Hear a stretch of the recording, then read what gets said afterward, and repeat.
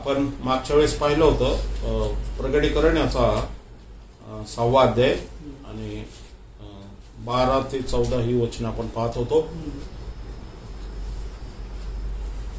त्यांनी 6वा शिक्का फोडला ते मी पाहिले, तेव्हा मोठा भूमिकंप झाला. सूर्य केसांच्या बनविलेल्या तरटासारखा काळा झाला व सगळा चंद्र रक्तासारखा झाला. अंजिराचे झाड मोठ्या वाऱ्याने हलले, म्हणजे त्याची कच्ची फळे जशी खाली पडतात तसे आकाशातील तारे पृथ्वीवर पडले. एखादे पुस्तक गुंडाळावे तसे आकाश गुंडाळले जाऊन निघून गेले आणि सर्व डोंगर व बेटे आपापल्या ठिकाणावरून ढळले. Praise the Lord. हे पाहिलं होतं आपण की प्रगटीकरणामध्ये 4 घोडे, नंतर 5वा शिक्का आणि मग 6वा शिक्का पाहिला होता आपण. आणि त्यानुसार आपण पाहतो की जो 6वा शिक्का आहे हा कुठेतरी सांकेतिक भाषामध्ये लिहिला गेलेला आहे.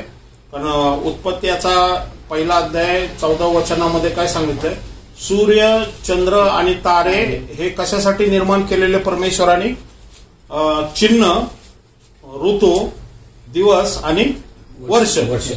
Praise the Lord. आणि म्हणून हे एक नैसर्गिक आहे आणि एक कसं आहे आध्यात्मिक आहे.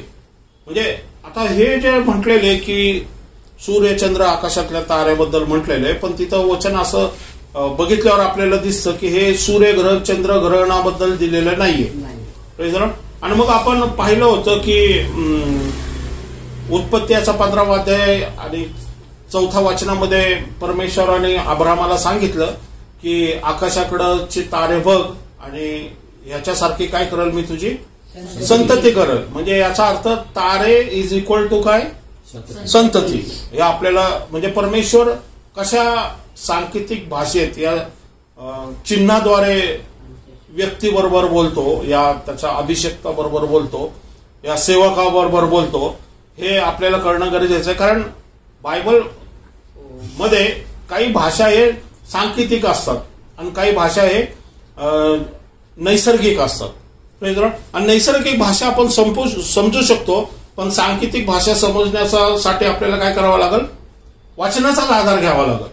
त्यामुळे वाचनानुसार आपण शिकत आहोत. म्हणजे कसं आहे की योसेफाला काय स्वप्न पडलं, सूर्य, चंद्र आणि आकाशातले 11 तारे काय करतात त्याला नमन करतात. मग बापाने त्याच्या म्हणजे याकोबाने योसेफाला इंटरप्रिटेशन, ज्याला काय म्हणतात भाषांतर काय केलं. सूर्य म्हणजे स्वतः याकोब, चंद्र म्हणजे 2 पत्नी आणि 2 उपपत्नी, आणि तारे म्हणजे 11 तारे म्हणजे 11 वंशज, कारण योसेफ हा स्वतः 12वा होता. आणि म्हणजे याचा अर्थ काय, सूर्य, चंद्र आणि आकाशातले तारे परमेश्वराने कोणाबद्दल संबोधन केलेले, इस्रायल राष्ट्राबद्दल. कारण इथं याकोब नाहीये, हा इस्रायल. बरोबर.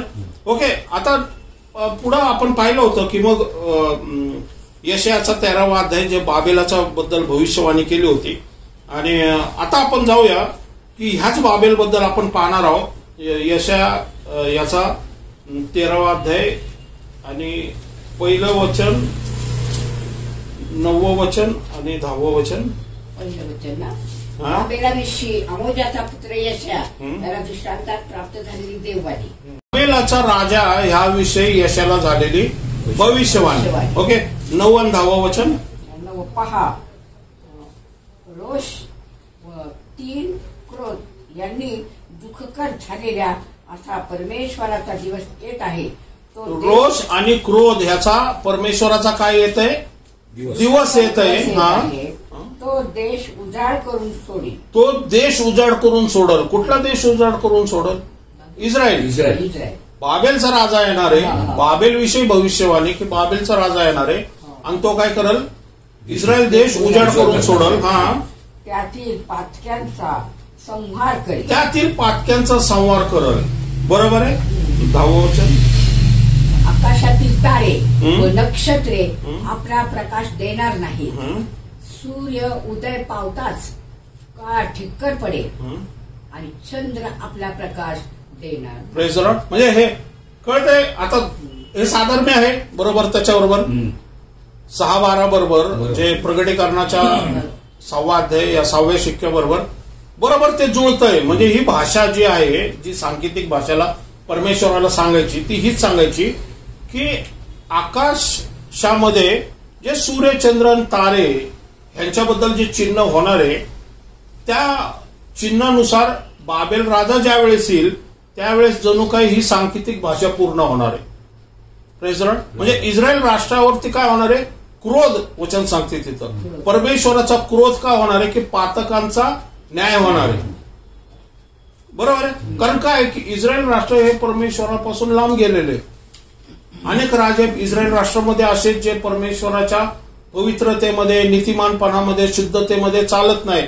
अनेक सेवक आले, अनेक संदेष्टे आले, त्या सेवक आणि संदेष्टांनी सांगायचा प्रयत्न केला तरी केलं नाही. ह्याच्याबद्दलच थोडं पुढं बघण्यासाठी 25 इर्मायाचा 25 अध्याय. योशियाचा पुत्र यहोयाकीम याच्या कारकिर्दीच्या 4थ्या वर्षी म्हणजे बाबेलचा राजा नबुखदेसर याच्या कारकिर्दीच्या 1ल्या वर्षी यहुदाच्या सर्व लोकाविषयी इर्मयाला जे वचन प्राप्त झाले ते हे.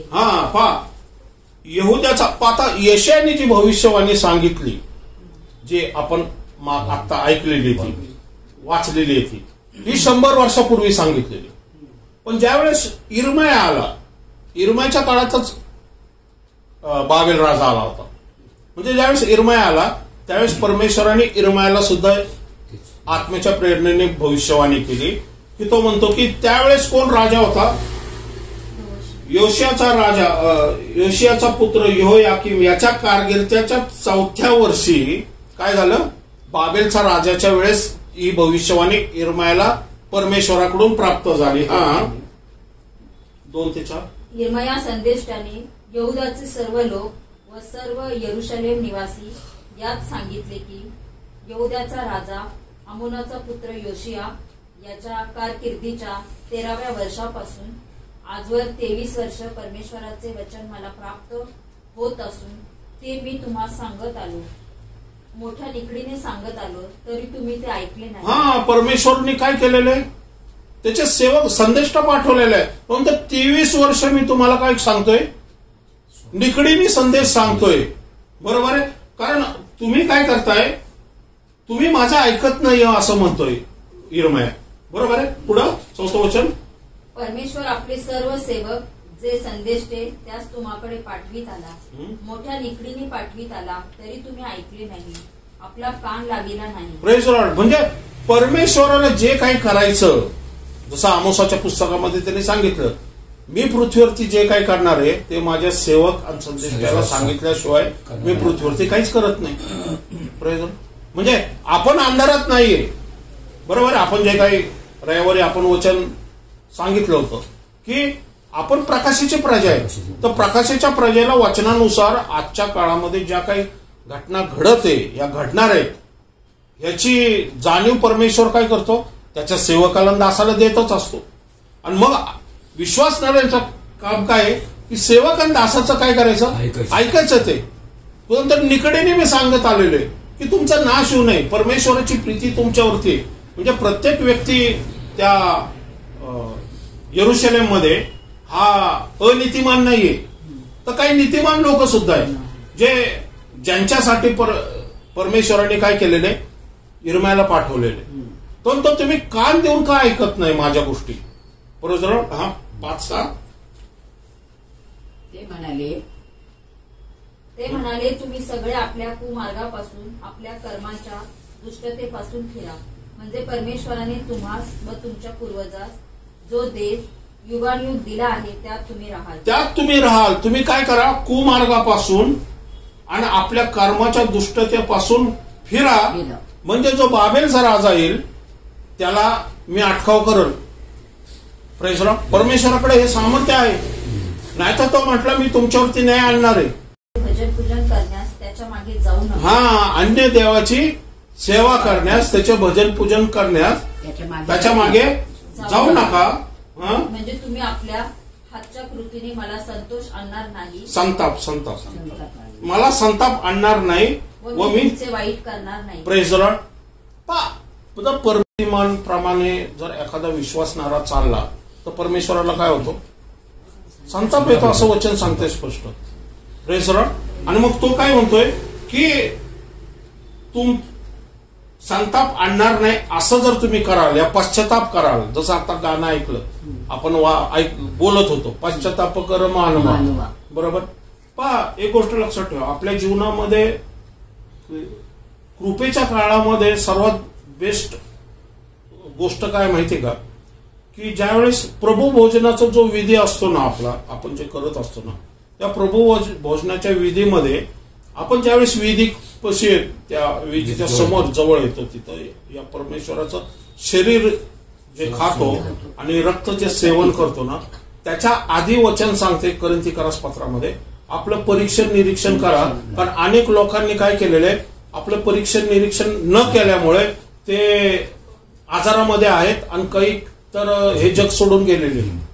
म्हणजे जे प्रभू भोजनाचा विधी आहे ना, तो एवढा पवित्र सामर्थ्यशाली आहे ना, जर ते योग्यरित्या आपण त्याचं जर त्या मेजापाशी येत असताना स्वतःचं परीक्षण निरीक्षण केलं नाही आणि जर एक रूढी परंपरा या ट्रेडिशन म्हणून जर आपण ते सेवन केले ना, त्याचा इफेक्ट आपल्या शरीरावरती आणि आपल्या आयुष्यावरती पण होऊ शकतो, आपल्या आरोग्यावरती आणि शरीरावरती, म्हणजे आपलं जे जीवन आहे ना त्या जीवनावरती पण होऊ शकतो.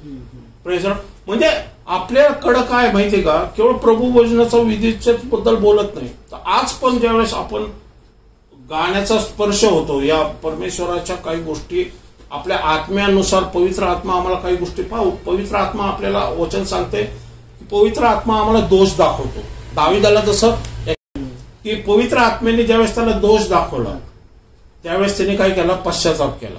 नाथान संदेश आला त्यावेळेस, नाथान संदेशाने सांगितल्यावर त्यांनी काय केलं, त्याला दोष दाखवला. पवित्र आत्मा कसा आहे माहिती का, तो दोष दाखवतो पण दोषी ठरवत नाही. कळतं तुम्हाला, येशू ख्रिस्ताने काय सांगितलं, मी पृथ्वीवरती न्याय करण्यासाठी आता आलेलो नाही, तर लोकांना तारण देण्यासाठी आलो.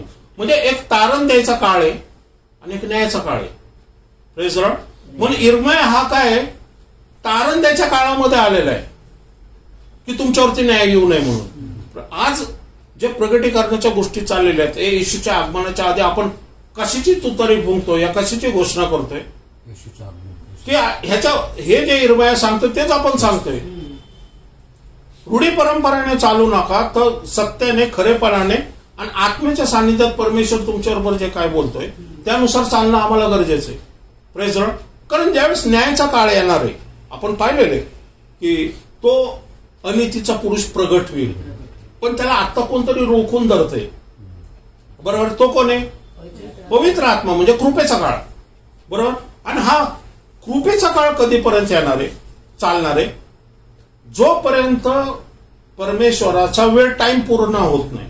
ज्यावेळेस परमेश्वराची वेळ पूर्ण होईल त्यावेळेस काय होणार आहे, कृपेचा काळ संपणार आहे आणि न्यायाचा काळ सुरू होणार आहे. मग न्यायाच्या काळामध्ये कृपा ही लिमिटेड मध्ये राहते, काही फक्त थोड्या व्यक्तींपुरते मर्यादित राहते.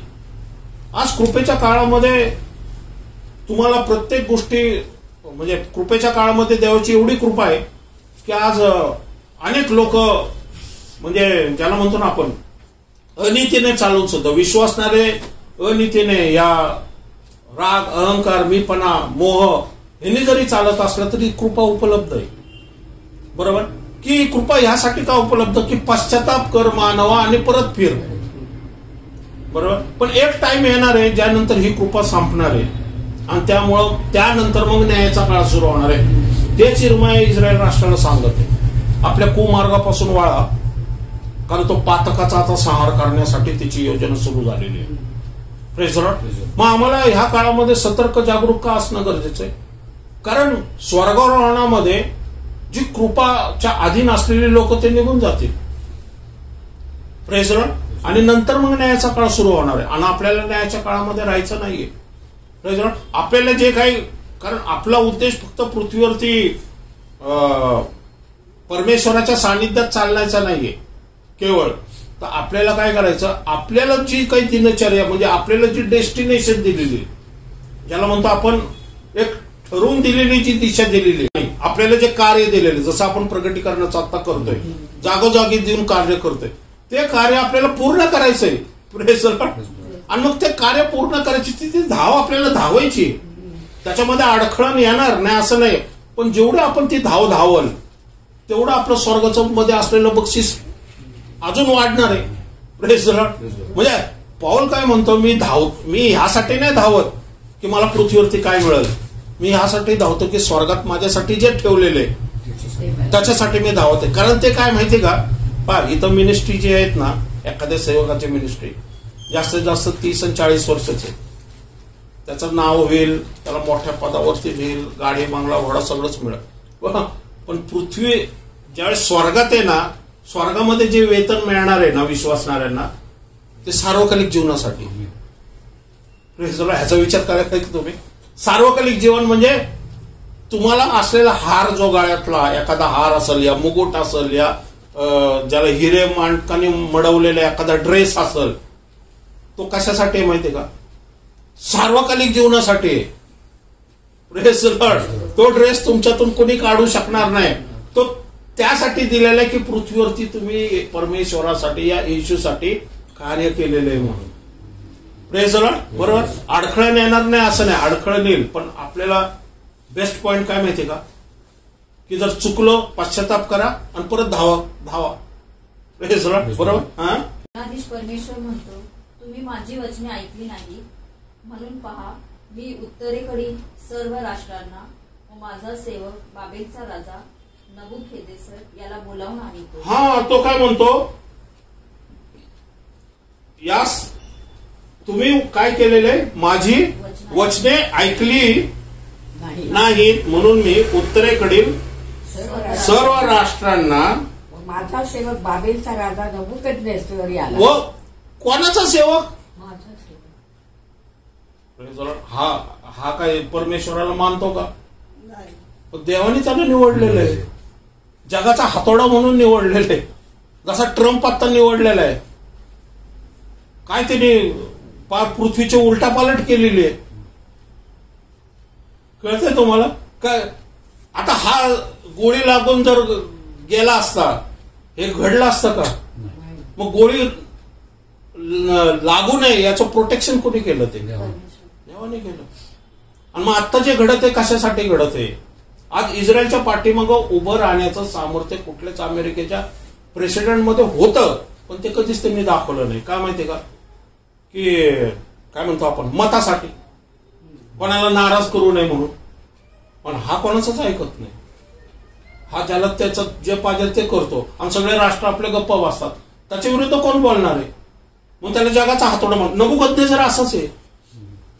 बाबेलचा राजा जो नबुकदनेस्सर, त्याची तुलनाच ह्या ट्रम्प बरोबर केलं तर काही अतिशयोक्ती घडणार नाही. कारण अमेरिका ही बाबेल आहे. प्रकटीकरणाच्या पुस्तकामध्ये पुढे जाऊन आपण पाहणार आहोत. बरोबर. आणि हा जो जगाचा हातोडा आला, ह्याचा कारकीर्द बरोबर अशा टाइमला सुरू झाले. पहा काल पीस डील झाली इस्रायल आणि गाझा पट्टीमध्ये, अग्रीमेंट झालं, शांतीचा करार. आता आज किंवा उद्या शांतीचा करार 10 तारखेला होणार आहे. म्हणजे असतोय आता कोणाबद्दल माहिती का, इस्रायल आणि हमास बद्दल.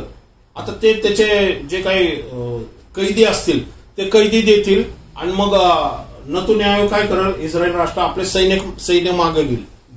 डेव्हलपमेंट जे आहे ना, म्हणजे पुनर्स्थापना त्या जागेची होणार आहे आणि मग इलेक्शन होणार आहे. आणि मग आता तो म्हणतो की मला नोबेल प्राइज द्या. Praise the Lord. पण आजच आलं की दुसरं कोणतरी ती होती स्त्री, तिला नोबेल प्राइज देण्यात आलं. म्हणजे हे सांगायचा उद्देश काय माहिती, आज जगामध्ये ज्या गोष्टी घडत आहे या आपण डोळे बंद करता कामा नये. माहिती का, कारण काय माहिती का, ह्या ज्या गोष्टी घडणार आहेत ना, आता लोक म्हणतात की काही लोक म्हणतात टीव्ही बघू नये. आपण ह्या बातम्या सगळ्या न्यूज मीडिया सगळं टीव्हीतूनच येतोय ना. बरं, टीव्हीमध्ये प्रत्येक गोष्टी काय वाईट आहे असं थोडी आहे. तुम्ही बायबलचे गाणी बघू शकता, तुम्ही पीटर पास्टरचे संदेश बघू शकता, अंकुरणारा सेवकांचे संदेश बघू शकता. बरोबर आहे. अनेक तुम्ही काही जे असतात चांगल्या चांगल्या क्लिप्स असतात, पिक्चर्स असतात, जीजस वगैरे ह्यांचे संदेश त्याचे, ते बघू शकता तुम्ही. बरोबर. आणि प्लस न्यूज मध्ये ह्या गोष्टी घडतात, पेपर पण आपण वाचतो. प्रत्येक गोष्ट काय आपण घेतोच असं नाहीये, ते माहिती आहे. आणि ते माहिती झाल्याशिवाय आपल्याला वचनानुसार जे काही घडत आहे ते कळणार नाही आपल्याला.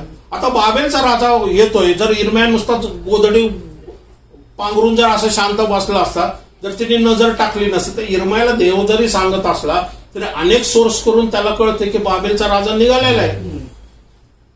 बरोबर आहे. आणि म्हणून ही भविष्यवाणी कशी तंतोतंत बरोबर होती, कारण जे गुप्त हेर असतात ते सुद्धा सांगतात की बाबा काहीतरी बाबेलची गडबड चाललेली आहे. तो अनेक देश पदाक्रांत करत या विन करत, ज्याला म्हणतो ना जिंकत जिंकत आता येरुशलेमकडे आलेला आहे तो, आणि पुढे मिसरला जाणार आहे. बरोबर. हा, तो माझा सेवक. बरोबर आहे. म्हणजे हा बाबेल हा काय देवाच्या परमेश्वराच्या मार्गामध्ये चालणार नाही. हा पण परमेश्वराचा भय त्याला आहे. Praise Lord. बघा, शद्रक मेशक अबेदनगो ज्या वेळेस त्या भट्टीमध्ये गेले त्यावेळेस वचन सांगते, ज्यावेळेस ते बाहेर आले या बाबेलच्या राजाने त्याला नमन केलं. आणि दुसरी गोष्ट सांगते, दानियेला त्यांनी उच्च पदस्थी चढवलं. ज्यावेळेस त्यांनी काय म्हणतात स्वप्नाचा भाषांतर सांगितलं बरं, आणि त्याला नमन केलं आणि त्याला काय म्हणतात सोन्याचं हे देऊन त्याला मोठ्या पदावरती विराजमान केलं त्यांनी. म्हणजे त्याला काय होतं, बाबेलच्या राजाला तेवढं एवढं ज्ञान होतं त्याला की बाबा हे जे देवाच्या आत्म्याच्या सानिध्यात चालणारे लोक आहेत, हे स्पिरिच्युअली गोष्टी ह्यांना कळतात, ते ह्यांना आपल्या राज्यामध्ये ह्यांचा उपयोग मी कसा करावा. आज अमेरिकेमध्ये तेच आहे. अमेरिकेमध्ये काय, अमेरिकेकडे इंटेलिजन्स आहे का? सगळे बाहेरून लोक येतात. ते आपण बाबेलबद्दल बाबेल जो देश होता जुन्या काळातला, जो नबुकदनेझरच्या काळातला, अख्ख्या जगातले सायंटिस्ट, विद्वान, जे म्हणतात अर्थशास्त्र, या साहित्यिक म्हणा, या कलाकार, सगळे त्याच्या दिमाखाखाली, या ज्याला म्हणतो ना राज्यामध्ये कार्य करत होते. आणि तो त्यांचा फायदा घेत होता. या ज्याला म्हणतो त्यांचा वापर त्याच्या राज्याच्या सुदृढपणामध्ये करत होता. आज अमेरिका असंच आहे. अमेरिकेमध्ये अख्ख्या जगातून लोक गेलेले आणि ते आपली बुद्धी तिथं देतात आणि त्याचा ग्रोथ होते आहे ना. जेवढे सायंटिस्ट म्हणा, या मोठे मोठे हे आहेत, मोस्टली जे ज्यूज लोक आहेत, अनेक ज्यूज लोक जे अमेरिकेमध्ये, म्हणजे 40% ज्यूज अमेरिकेमध्ये आता स्थायिक आहे, जे मोठ्या मोठ्या पदावरती बिझनेसमॅन आहे, मोठे सायंटिस्ट आहे आणि साहित्यिक आहे, पिक्चर डिझाईन करणारे आहेत. हे सगळे काय, हे देशाच्या उन्नतीसाठी त्या बाबेल, ती पण एक बाबेल आहे. हे साधर्म्य कळतंय का तुम्हाला? ओके. म्हणजे सांगायचं की बाबेलचा राजा जरी कारण बाबेलच्या राजामध्ये स्वतःचे पण अवगुण आहेत. वचन सांगते, ज्यावेळेस दानियेलाने भाषांतर केलं त्यावेळेस त्याच्या मनामध्ये अहंकार आला आणि त्याने काय केली, मूर्ती उभी केली स्वतःची. बरोबर आहे. आणि त्या मूर्ती उभी करून त्यांनी काय केलं, सगळ्यांना नमन करायला भाग पाडलं. तरी देव इथं काय म्हणत आहे, माझा सेवक बाबेल नबुकदनेझर. Praise Lord. बरोबर. म्हणजे देव कशा प्रकारे जगातल्या व्यक्तीला फारोला पण वचन सांगताय की फारोला पण देवाने निवडले असं वचन सांगताय. कसं आहे म्हणजे, कारण इस्रायल राष्ट्राने जे पातकं केलेली आहे, त्या देवाविरुद्ध काम केलेले, या मंदिरामध्ये आशेरच्या मूर्ती उभारल्या त्यांनी, ते दृष्टांत दाखवले, पहा माझ्या मंदिरामध्ये काय चाललेले. मग देवाला असा एक व्यक्ती उभा करावाच लागला न्याय करण्यासाठी. बरोबर. जर तुम्ही ऐकत नाही प्रेमाने, तर देव काय करतो, मग देव न्याय करणार. कारण हा जुना करार आहे, हा नवीन करार नाहीये. Praise Lord. बरोबर. इथं डोळ्याला डोळा, हाताला हात असं आहे नियमशास्त्राप्रमाणे. बरोबर. म्हणजे हा बाबेलचा राजा जरी परमेश्वराला मानत नसला तरी परमेश्वराने त्याला का निवडलं, न्यायासाठी. मग तो जगाचा हातोडा असा म्हटलेला आहे त्याला. हा, नबुकदनेझर याला बोलावून आणतो, मी बोलवून आणतो. Praise Lord. म्हणजे त्याच्या अंतःकरणात कोण टाकतंय, परमेश्वर. हा ट्रम्प आलेला आहे, ह्याच्या अंतःकरणात कोणी टाकले, टॅक्स वाढव, परमेश्वरांना. सगळ्या जगाची उलथापालथ कर. सगळे जग हे झालेले आहे. बरोबर. त्रस्त झालेले, पण काय करणार, काही करू शकत नाही. त्रस्त झालेले आहेत. पण परमेश्वर काय करतो, न्याय आणतोय जगावरती. परमेश्वर करत असतो आणि हे पुढे तर अजून भयंकर घडणार आहे. कळते. हा शेवटच्या काळातला शेवटचा ट्रम्पचा ही गोष्ट. हा बाबेलचा राजा पण परमेश्वर तो माझा सेवक. आता ट्रम्प करतो ते चांगलं आहे का? नाही, काही त्याच्यामध्ये काही कमी आहेत, पण परमेश्वराने तर माझा सेवक आहे. बायबल प्रमाणे त्यांनी परमेश्वराला पण मानतो तो ट्रम्प.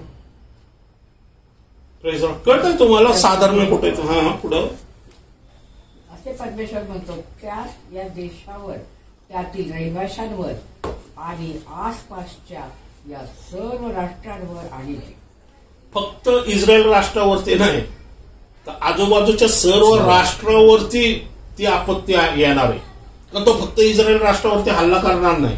तो बाबेल पासून येईल, तिथून इराण, इराक सर्व कॅप्चर करत, तुर्की, सिरिया इथून कॅप्चर करत सगळं इस्रायल करून मिसरकडे जाणार आहे तो. म्हणजे सर्व राष्ट्राचा तो धुवा उडवणार आहे तो. कारण सर्व राष्ट्रामध्ये पातक चालू आहे. हा परमेश्वराचा न्यायाचा काळ आहे. बरोबर. म्हणजे हा व्यक्ती आलेला आहे, हा पण परमेश्वराचा आता न्यायाचा काळ सुरू, म्हणजे न्यायाच्या काळाच्या दरवाज्यावर उभं आहे. म्हणजे कुठेतरी कृपेचा काळ संपतोय आणि कुठेतरी न्यायाचा काळ सुरू होणार.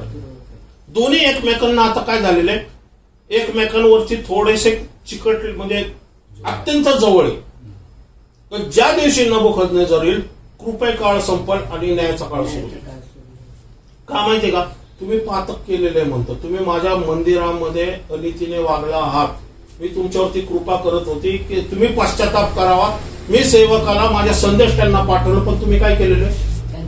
त्यांचं ऐकलं नाही असं वचन सांगते. हा पुढं, मी त्यांचा अगदी नाश करून ती विस्मयास उपहासास पात्र आणि कायमची उजाड करेन.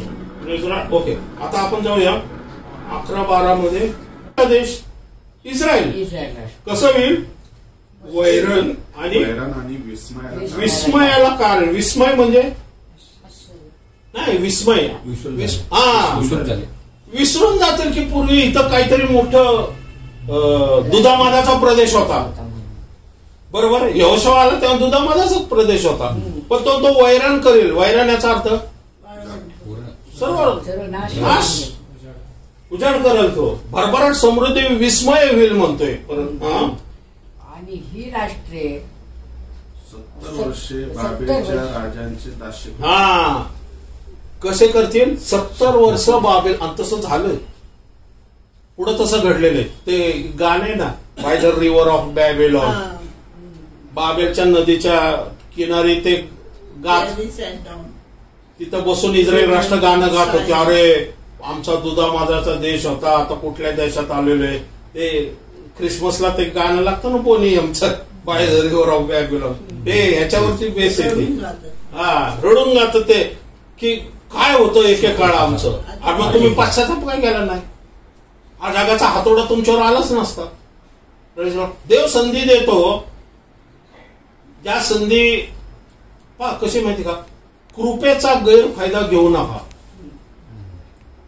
कृपा आहे ना, कृपाचा गैरफायदा घेऊ नका. या कृपाला क्षुल्लक समजू नका. कारण कृपा ही माणसाला बदलायला आणि परिस्थितीवर मात करायला उपयोगाची ठरत असते. कळतं तुम्हाला मी काय बोललो?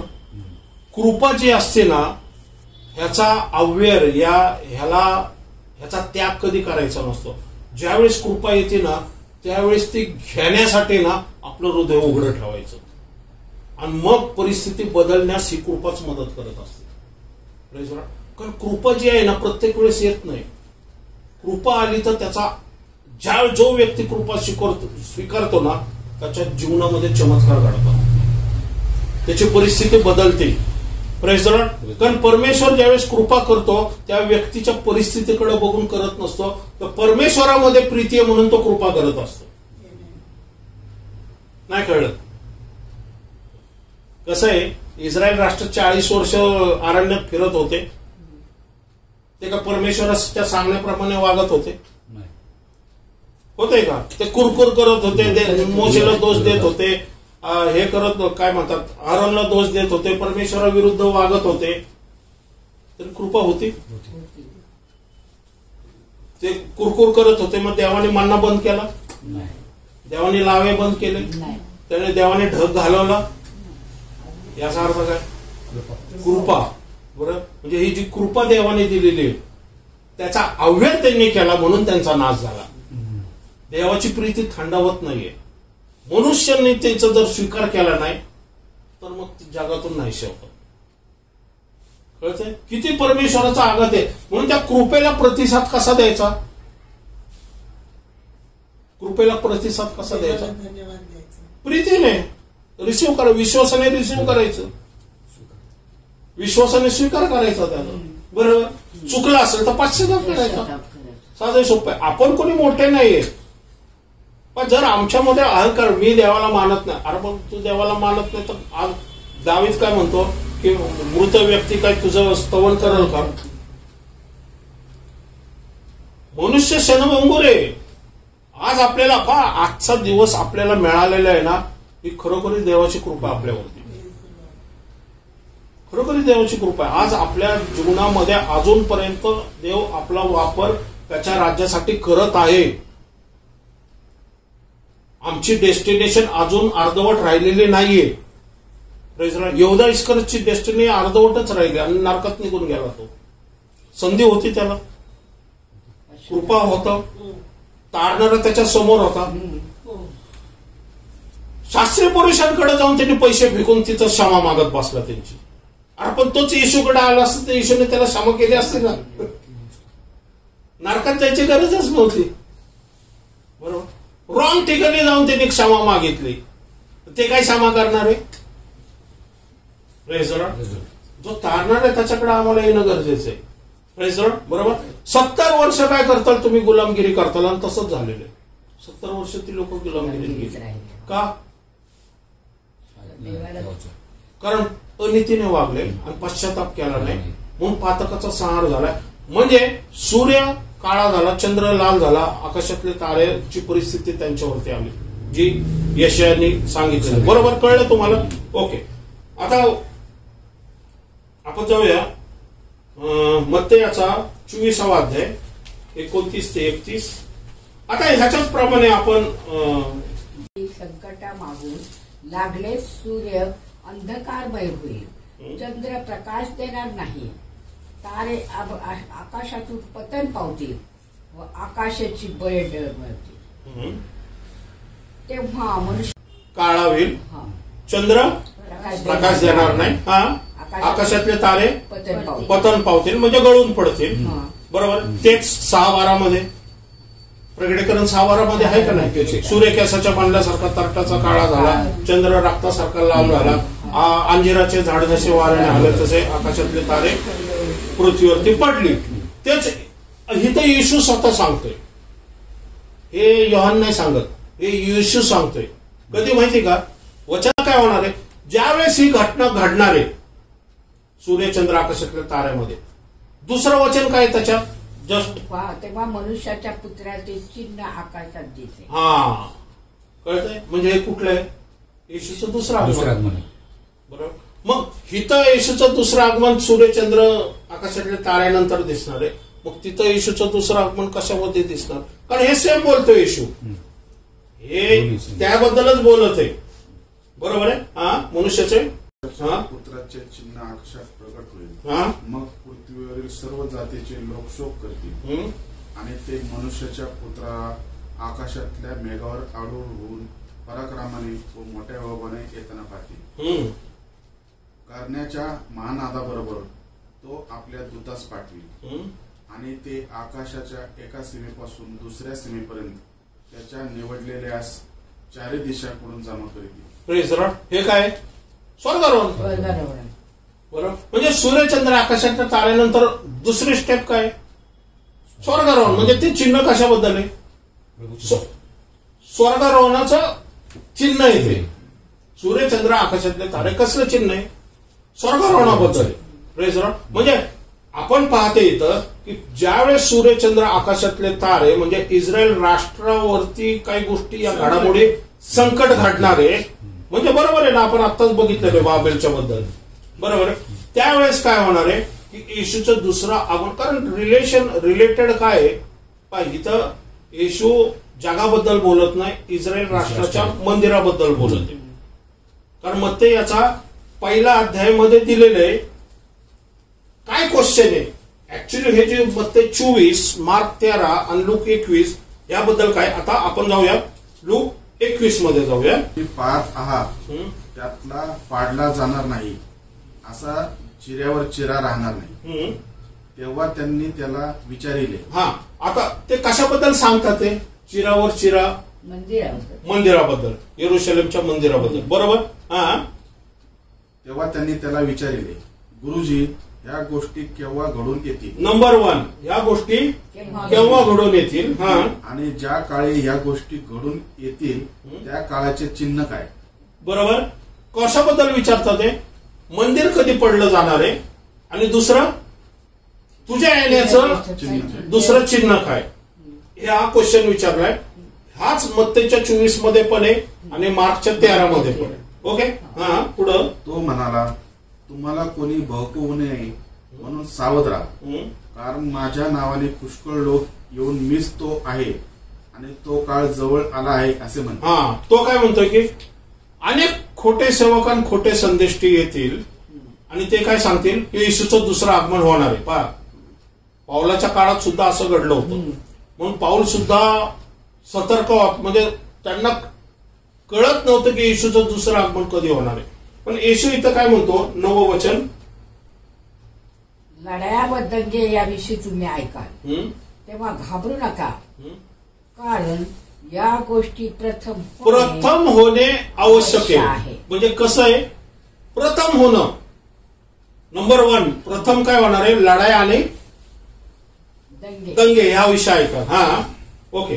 मग राष्ट्रावरती राज्य उठल, मोठे भूमिकंप होतील, माऱ्या होतील, दुष्काळ होतील, भूमिकंप, उत्पात होतील. परंतु हे आता नीट लक्षात, 12वं वचन जे आहे ना, परंतु हे सर्व होण्यापूर्वी ते तुमच्यावरती हात टाकतील, तुमचा छळ करतील, तुम्हाला सभास्थाना व तुरुंग याच्या स्वाधीन करतील व राजे व अधिकारी यापुढे माझ्या नावासाठी नेतील. हे कधी घडलं? ऍक्ट मध्ये, प्रेषितांच्या कृत्यामध्ये असंच घडलं. हे जगासाठी नाही म्हणत आहे, तो त्यांच्यासाठी म्हणतोय, शिष्यांसाठी, की तुमच्यावरती हात टाकपा. तिथं वचन पडत, माझ्या वचन काय सांगते ते तुम्हास. 13 वचन, त्यामुळं तुम्हाला साक्ष देण्याची संधी मिळेल. लूक याचा 21वा अध्याय 13 वचन. 14 वचन, तेव्हा उत्तर कसे द्यावे ह्याविषयी आधीच विचार करायचा नाही, असा मनाचा निर्धार करा. कारण मी तुम्हाला अशी वाचा व बुद्धी देईन, अशी वाचा व बुद्धी देईल की तिला अडविण्यास किंवा तिच्या विरुद्ध बोलण्यास तुमचे कोणीही विरोधक समर्थ होणार. हा, लूक मध्ये काय दिलेलं आहे, मार्क मध्ये, की तुम्हाला पवित्र आत्मा मिळणार आहे. म्हणजे पवित्र आत्मा कधी मिळालाय? प्रेषितांच्या कृत्याच्या 2ऱ्या अध्यायामध्ये. बरोबर आहे. मग तो पेत्राला पण नेलं सभागृहामध्ये, पुढं स्तेफनाला पण नेलं, मग पुढं आपण पाहतो याकोबाला नेलं, पावलाला नेलं, शिलाला नेलं. हे येशू त्या काळाबद्दल सांगत आहे. बरोबर आहे. तो म्हणतो तुम्ही काय करा, वचन तुम्हाला पवित्र आत्मा जसं बुद्धी देईल त्याप्रमाणे तुम्ही काय करा, त्याप्रमाणे बोला म्हणतोय. हा, ओके. आता 20वं वचन, परंतु यरुशलेमे सैन्यांचा वेढा पडत आहे असे पाहाल, तेव्हा ती ओसाड पडण्याची वेळ जवळ आली आहे असे समजा. हा, यरुशलेमेस वेढा पडण्याचा काळ, ज्यावेळेस तुम्ही वेढा पडताना पाहाल त्यावेळेस ती काय ओसाड पडण्याची. बाबेलच्या राजाचं कसं झालं? बरोबर आहे, साधारण आहे. पण हे येशू कधी सांगतो माहिती? AD 70 बद्दल सांगतोय. ज्यावेळेस AD 70 मध्ये यरुशलेम, जर हिस्ट्री काढली तुम्ही तर यरुशलेम नगरीला, आणि सगळे आतमध्ये अडकले होते, सगळे यहुदी. कळते तुम्हाला? वेढा पडलेला पाहताल वचन सांगते, तेव्हा ती ओसाड पडण्याचा काळ जवळच आलेला. कारण येशूने काय सांगितलं, चिरावर चिरा राहणार नाही. कारण ते मंदिराबद्दल विचारतात, ते मंदिराचं भविष्यवाणी आणि तुझं दुसरं आगमन. आता येशू मंदिराबद्दल सांगते. हा, त्यावेळेस जे यहुद्यात असतील त्यांनी डोंगरात पळून जावे जे यरुशलेमेत असतील त्यांनी बाहेर निघून जावे व जे शिवारात असतील त्यांनी तिच्या आत येऊ नये. हा, जे यहुद्यात असतील, यहुद्या म्हणजे यहुदा प्रांतामध्ये. आता नीट लक्षात घ्या, इथं प्रॉब्लेम काय होतो माहिती का, लोकांना वाटतं की यरुशलेमला वेढा म्हणजे आत्ताच्या काळात पडत, पण इथं काय दिलेलं आहे, यहुदिया. आता इस्रायलमध्ये यहुदिया प्रांत नाहीये.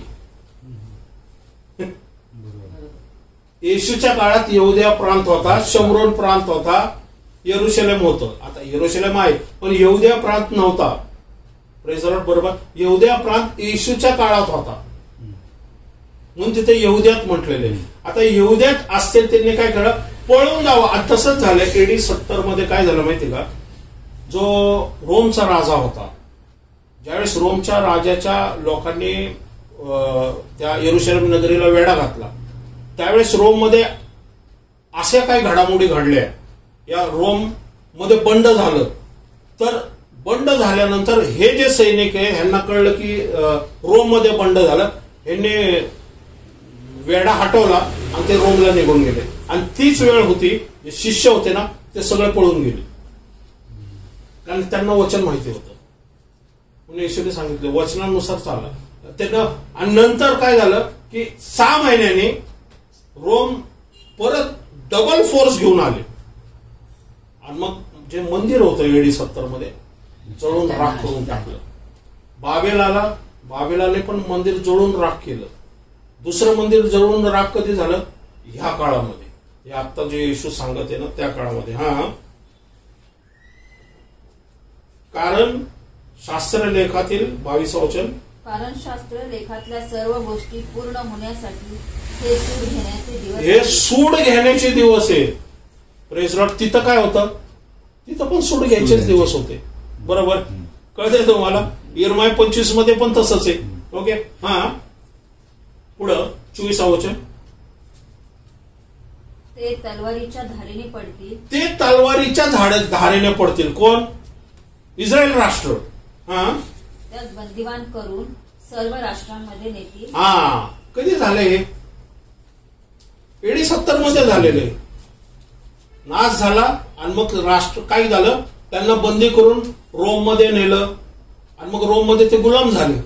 बरोबर, म्हणजे हे जे यरुशलेमेस वेढा पडला हे कधी दिलेले,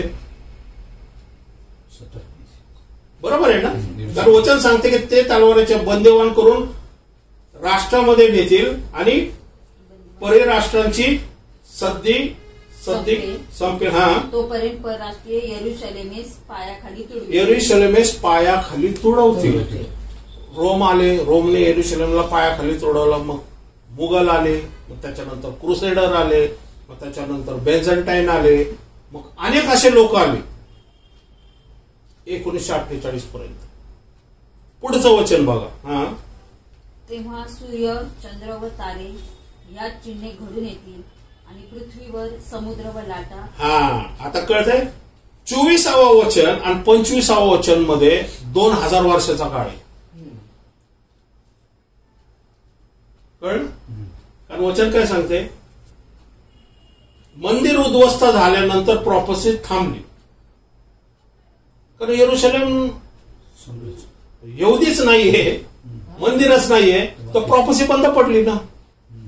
वचन सांगते सूर्य, चंद्र, तारे या चिन्ह घडून चिन्हे घडून येतील आणि पृथ्वीवर समुद्र व लाटा यांच्या गर्जनेने राष्ट्रे घाबरी होऊन पेचात पडतील.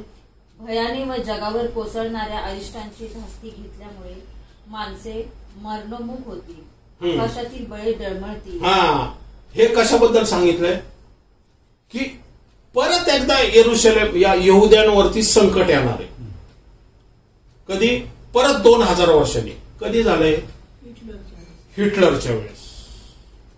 बरोबर, हिटलरच्या वेळेस 6 लाखापेक्षा जास्त ज्यूला गॅस चेंबर मध्ये मारून टाकलं. कळतंय तुम्हाला.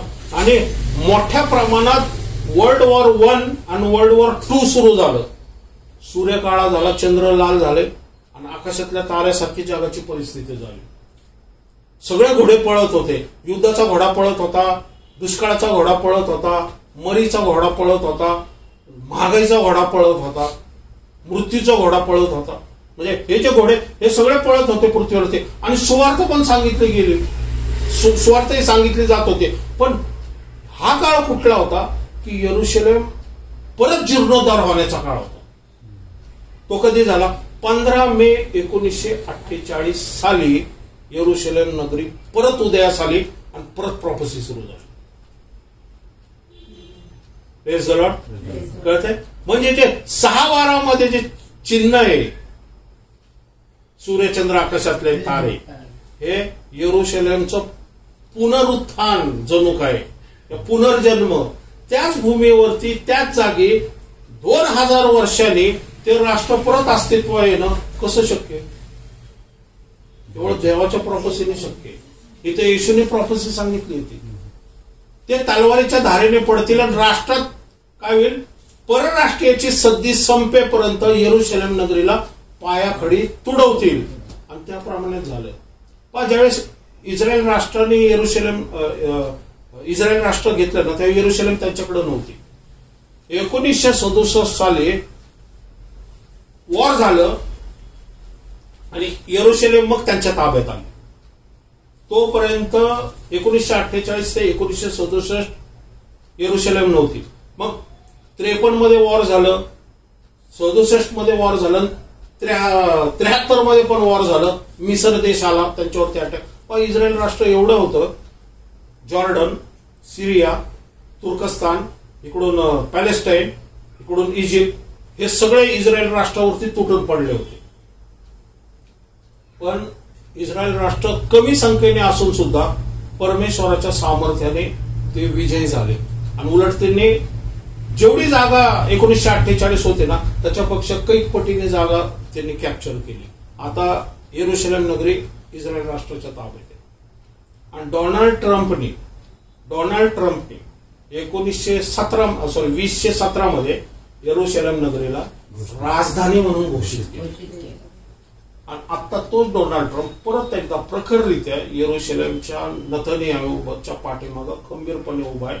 म्हणून आजूबाजूचे एवढे राष्ट्र आहेत, इव्हन रशिया म्हणा, चायना म्हणा, इराण म्हणा, हे काही करू शकत नाही.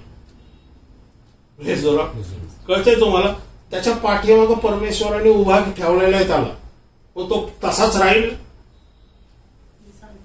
सांगता येत नाही राहणार तो. कारण अँटीक्राइस्ट त्याच्या जागी येणार आहे. डोनाल्ड ट्रम्प निघून जाणार आणि अँटीक्राइस्ट येणार.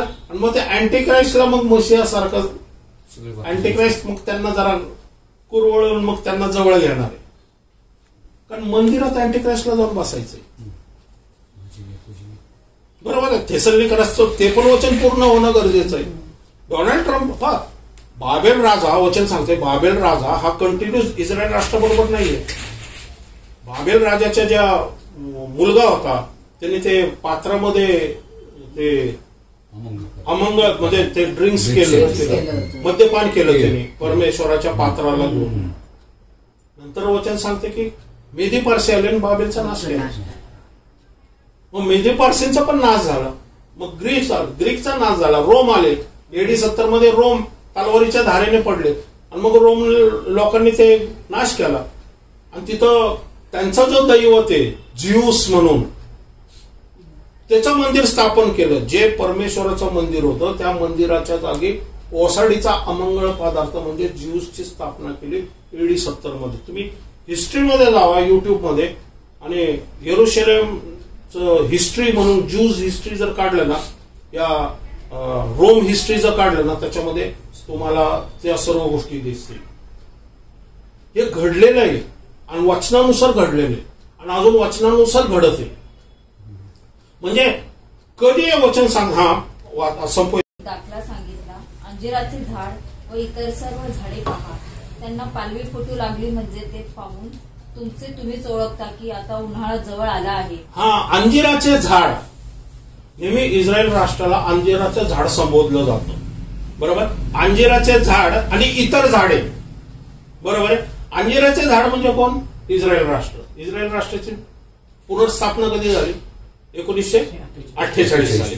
कोमल पालवी म्हणजे नुकतंच आलेलं आहे, म्हणजे जन्म झालेला आहे जणू काय त्या पृथ्वीतून बाहेर आलेले आहे ते 1948. आणि इतर राष्ट्र वचन सांगते पा तिथं इतर राष्ट्र म्हणजे कोण?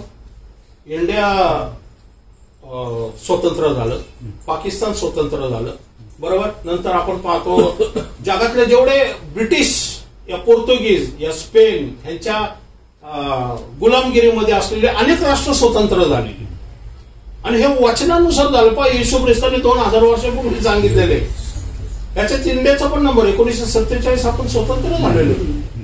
इतर झाडे असं म्हटले. हा, इतर सर्व झाडे पहा, त्यांना पालवी फुटू लागली, म्हणजे ते पालवी फुटू. आपण 1947 नंतर आपल्याला पालवी फुटायला लागली इंडियाला. कळत आहे. हा, पाहून तुम्ही तुमचेच ओळखता की आता उन्हाळा जवळ आला आहे. तसेच या गोष्टी घडताना पाहाल. ह्या गोष्टी घडताना पाहाल म्हणजे इस्रायल राष्ट्राची स्थापना घडताना पाहाल. तेव्हा तुम्ही ओळखा की देवाचे राज्य जवळ आले आहे. मी तुम्हाला खचित सांगतो की सर्व गोष्टी पूर्ण होतील तोपर्यंत ही पिढी नाहीशी होणार नाही. ही पिढी नाहीशी होणार नाही. कुठली पिढी? 1948 नंतर जन्मलेली पिढी ही नाहीशी होणार नाही. आज किती? 70 नाही, बरोबर. दावीद म्हणतो का 70 जास्तीत जास्त 80. 90 मध्ये दिले ना, शाम 90 मध्ये स्तोत्र संहिता. ओके. हा, म्हणजे हा, ही पिढी नाहीशी होणार नाही. हा, मी तुम्हाला खचित सांगतो की सर्व गोष्टी पूर्ण होतील तोपर्यंत ही पिढी नाहीशी होणार नाही. आकाश व पृथ्वी नाहीशी होतील परंतु माझी वचने मुळीच नाहीशी होणार नाही. 36 वचन. तुम्ही तर होणाऱ्या या सर्व गोष्टी चुकवावयास व मनुष्याच्या पुत्रासमोर उभे राहावयास समर्थ व्हावे. हा, तुम्ही ह्या गोष्टी चुकवावयास. कुठल्या गोष्टी चुकवावयास? की आदाशीपणा, दारूबाज आणि संसाराच्या चिंता ह्या आपल्याला काय चुकवावयाच्या आहे. परत वाचा ते वचन पण वाचते ते वाच. तुम्ही सांभाळा, नाहीतर कदाचित आदाशीपणा. हा, तिथं वॉर्निंग पण दिलेली. येशू म्हणतो येशूचं दुसरं आगमन होणार आहे, पण तिथं वॉर्निंग सुद्धा दिलेली. बरोबर. वचन काय सांगते की इर्मायन पण तसा म्हणतोय की पश्चाताप करा नाहीतर बाबेलचा हातोडा येते. हा, तुम्ही सांभाळा, नाहीतर कदाचित आदाशीपणा, दारूबाजी व संसाराची चिंता यांनी तुमच्या अंतःकरणे भारावून जाऊन तो दिवस तुम्हावर पाशाप्रमाणे तो दिवस पाशासारखा येईल. कुठला दिवस? रॅप्चरचा दिवस. बरोबर. हा, तुम्ही तर होणाऱ्या या सर्व गोष्टी चुकवावयास. हा, पण तुम्ही ह्या गोष्टी चुकवावयास व मनुष्याच्या पुत्रासमोर उभे राहावयास समर्थ व्हावे म्हणून संसाराच्या चिंता, दारूबाजी, आदाशीपणा यातून जर मुक्त व्हायचं असेल तर काय आपल्याकडे काय उपाय माहिती का? हा, चुकवायस व मनुष्याच्या पुत्रासमोर उभे राहावयास समर्थ व्हावे म्हणून सर्व प्रसंगी प्रार्थना करीत जागरूक राहा. सर्व प्रसंगी प्रार्थना करत जागरूक राहा. आपण प्रार्थना करत जागरूक आहो का? मग झालं. संसाराच्या चिंता, दारूबाज, आदाशीपणा ह्या जर आल्या, या अजून काही गोष्टी आमच्या जीवनामध्ये असल्या, प्रार्थना करायची, पश्चाताप करायचा आणि जागरूक राहायचं. कारण आपलं रॅप्चर होणार आहे. बरोबर. किती सुंदर देवाने आपल्याला एक्सप्लेन. काय अवघड नाही आहे ह्याच्यामध्ये. बरोबर. कॉम्प्लिकेटेड नाही आहे. लोकांनी कॉम्प्लिकेटेड करून टाकलेले. किती सोपं. पहा, 21वा अध्याय आपण पूर्ण वाचलेला. 2000 वर्षातले काळ आहे. पांढरा घोडाही चाललाय सुवार्तेचा. दंगे ऐकताल तुम्ही, लढायाच्या ऐकताल. लाल घोडाही चाललेला आहे. दुष्काळ मरी होईल. काळा घोडाही चाललेला आहे. मृत्यू होईल म्हटलेले. तो करडा घोडा पण चाललेला आहे मृत्यूचा. म्हणजे या गोष्टी चालत आहेत. पण वचन आपल्याला व्यवस्थित स्पष्ट सांगितलेलं आहे. येरुशलेम नगरीचा नाश होणार आहे. नंतर मग पुढचंच वचन आहे परत तिचीच पुनर्स्थापना. पण मध्ये 2000 वर्षाचा काळ आहे. म्हणजे पांढरा घोडा हा निघण्याचं परमेश्वराने सांगितलं. प्रथम सुवार्थ सुरू करा. प्रथम काय? सुवार्ता. मत्तेमध्ये सांगितलं ही जगामध्ये सुवार्ता, सगळ्या जगात सुवार्ता झाल्यानंतर मग अंत येईल. म्हणजे सुवार्ता पेंटेकॉस्टल दिवसापासून सुवार्ता आहे आणि एंड पण काय आहे? सुवार्ता आहे. पण सुवार्ता कोण सांगणार? पृथ्वीवर जोपर्यंत सुवार्थ पूर्ण होत नाही तोपर्यंत एंड होत नाही. पण हे काळाचे चिन्ह पण तो म्हणतो बघा आणि कामाला लागा, तर काम जास्त प्रमाणात करा. Praise the Lord. आणि येणाऱ्या घडामोडीमध्ये हा व्यक्ती अजून काय विलक्षण करणार आहे, कारण काय आहे की त्याच्यामध्ये आता त्याला नोबेल पुरस्कार न मिळाल्यामुळे अजून तो चिडचिड होणार आहे पुढे जाऊन, आणि अजून कर लागतोय का काय माहित नाही, कदाचित लादल पण तो, ते सर्किट येते काय सांगता येत नाही, तो हातोडा येतो. कळतंय? ओके, आपण प्रार्थनेत चालू. आकाशांपती निर्माण करणारा परमेश्वर तुझ्या आज वचनाद्वारे आमच्याबरोबर बोलला देपा. खरोखरीच देपा प्रत्येक वचन किती देपा प्रॉफेसीनुसार चालत आहे. आज जग सुद्धा प्रॉफेसीनुसार चालत आहे. वचन सांगते देपा तू दाराशी आता उभा आहे देपा. परमेश्वरा देपा खरोखरीच देपा वचन आपल्याला सांगते की हे चुकवायस तुम्ही समर्थ आहात. थँक्यू जीसस देवपा. खरोखरीच आम्हाला एक मोठी आशा दिलेली की सदैव प्रार्थना करत जागरूक राहा. होय देवपा, आम्ही प्रार्थना करत जागरूक असणार आहे देवपा. तुझी सेवा करणार आहे देवपा, तुझ्या वचनात चालणार आहे आणि अनेक लोकांपर्यंत हे वचन पोहोचवणार आहे देवपा. हिंदी, इंग्लिश आणि देवपा ही मराठीमध्ये ह्या गोष्टी देवपा लोकांपर्यंत पोहोचण्यासाठी आम्हाला शक्तीने सामर्थ्याने भर देवपा. लोकांपर्यंत पोहोचण्यासाठी देवपा आमचे दरवाजे उघड म्हणून मी तुला विनंती. इथं जमलेला प्रत्येकाला देवपा तू स्पर्श कर देवपा आणि त्यांची सर्व गरज ख्रिस्त येशूमध्ये पूर्ण कर देवपा. ज्यांना आरोग्य हवं त्यांना आरोग्य दे देवपा. ज्यांना फायनान्स प्रॉब्लेम आहे देवपा त्यांना फायनान्स प्रॉब्लेम मधून देवपा सोडव देवपा. ज्यांना मानसिक टेन्शन आहे देवपा मानसिक टेन्शन मधून त्यांना सोडव देवपा. तुझी दया कृपा असू दे देवपा. आम्हाला तुझ्या वचनात चालण्यासाठी आदाशेपणा, दारूवाद आणि संसाराच्या चिंतामधून देवपा आम्हाला मुक्त करण्यासाठी पवित्र आत्मे आम्हाला तू सहाय्य कर, मदत कर देवपा. राग, लोभ, मोह, बसर, गर्व, अहंकार हे सर्व निघून जाऊ दे देवपा. प्रीती, क्षमा, आनंद, ममता, चांगुलपण, इंद्रियमन होय देवपा हे आमच्यामध्ये वास करू दे. आत्म्याची फळं आमच्यात विकसित कर. जेवढं होईल परमेश्वरा तुझ्या सानिध्यात चालण्यासाठी आम्हाला तू सहाय्य कर, मदत कर देवपा. प्रत्येकाला ब्लेस कर, आशीर्वादित कर देवपा आणि त्यांना तुझ्या राज्याच्या वाढीसाठी उपयोग कर देवपा. होय परमेश्वर कमजोर हृदय देवपा बळकट कर देवपा. मानसिक खचलेले देवपा विचार कल्पनामध्ये सामर्थ्य आनंद शांती आण देवपा. हृदय बळकट कर देवपा. तुमच्या वचन सांगते देवपा हर्ष रूपे असा देवपा तू तुझा कर्णा वाजू दे देवपा आमच्या प्रत्येकाच्या जीवनामध्ये देवपा. खरोखरच तुझं आगमन लवकर होते देवपा. प्रत्येकाची आज भेट घेतल्याबद्दल धन्यवाद मागतो देवपा. आम्हाला पूर्ण खात्री आहे देवपा की आज त्यांनी जे जे काही रिक्वेस्ट केलेली येशूच्या नावात देवपा येणाऱ्या दिवसात तू पूर्ण करणार आहे देवपा. जसं आलं तसं जात असताना आमच्यावर राहा देवपा आणि तुझी दया कृपा आमच्यावरती असू दे. येशूच्या नावात मागतो म्हणून तो आहे. आमेन आमेन. Thank you, Jesus. Thank you, Jesus. Thank you, Jesus.